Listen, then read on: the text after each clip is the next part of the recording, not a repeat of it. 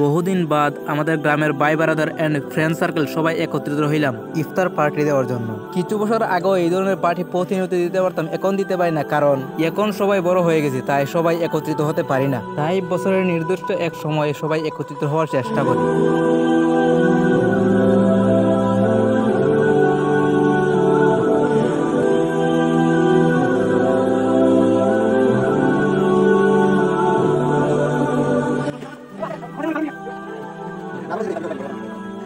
এতক্ষণে আমাদের ইফতার বন্টনের কাজ শেষ হয়েছে, তাই দেরি না করে আমরা সবাই ইফতারের সামনে বসে পড়লাম।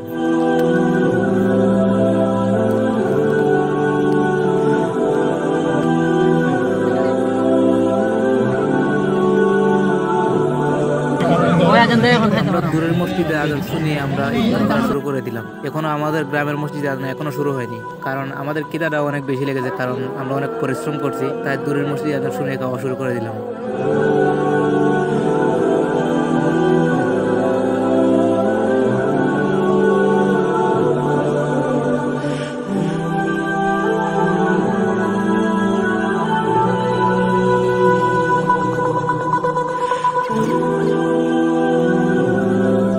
ইফতার খেতে খেতে আমার আর মাহবুব ভাইয়ের পানির পিপাসা লেগে গেছে, তাই আমি আর মাহবুব ভাই উঠে গিয়ে পানি খেয়ে আসলাম।